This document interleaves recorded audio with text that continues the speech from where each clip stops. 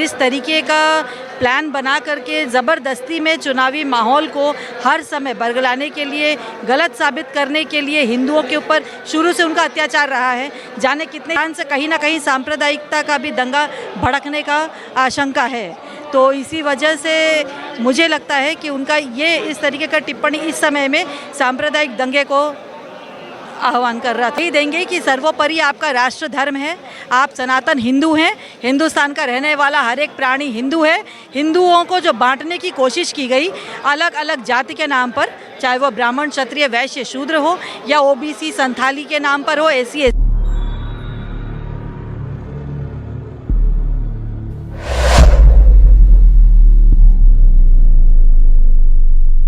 नमस्कार, मेरा नाम रोहित है और आप सभी आपन बात देख रहे हैं। मेरे पीछे जो आपको दिख रहा होगा स्वामी विवेकानंद जी का घर है और आसपास दिख रहे होंगे जो बहुत सारे साधु यहाँ पे एकत्रित हुए हैं।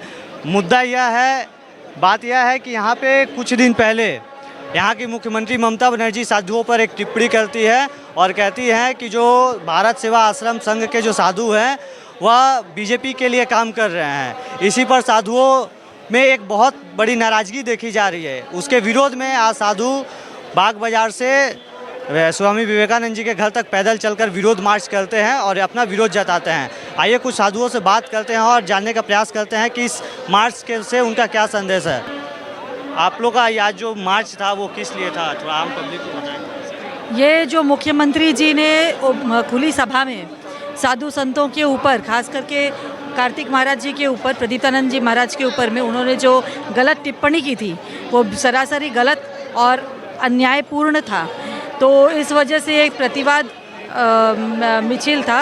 ये संत स्वाभिमान यात्रा थी, क्योंकि उन्होंने सिर्फ महाराज जी को नहीं, जो हमारे धार्मिक प्रतिष्ठान हैं उन सब पर भी उन्होंने गलत लांछन लगाया और इस तरीके से संतों के ऊपर, सनातन धर्म के अनुयायियों के ऊपर वो जब मर्जी आता है कुछ भी बोल बैठती हैं। इस कारण से प्रतिवाद सभा थी। अच्छा, कहीं ना कहीं उनके बयान से साधुओं में एक आघात पहुंचा है, उनके मतलब मर्यादा को ठेस पहुंची है।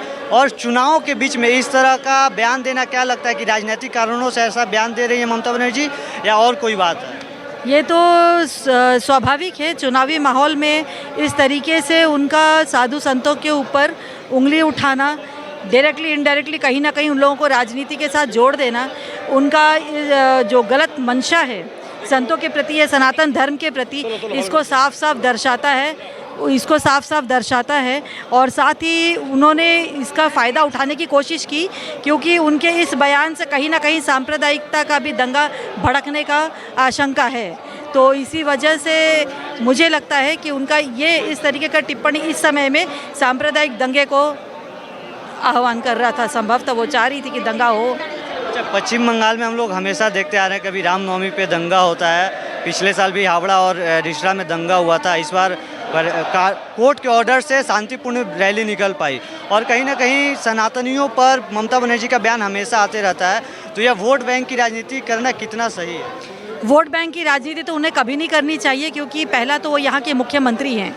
ये जो भेदाभेद उन्होंने शुरू किया था आने के बाद से, और साथ ही साथ उन्होंने जिस तरीके का प्लान बना करके ज़बरदस्ती में चुनावी माहौल को हर समय बरगलाने के लिए, गलत साबित करने के लिए हिंदुओं के ऊपर शुरू से उनका अत्याचार रहा है। जाने कितने ही मठ मंदिर तोड़े गए, प्रशासनों को गलत निर्देश दिया जाता है, वो साधु संतों को परेशान करते हैं, लेकिन उनका उसके ऊपर कोई भी प्रतिक्रिया नहीं मिलती। यहाँ तक कि जब हुमायूं कबीर ने कहा था कि 2 घंटे के लिए छोड़ दो, हम सब हिंदुओं को भागीरथी में बहा देंगे, तो उस समय भी उनकी कोई प्रतिक्रिया नहीं हुई थी।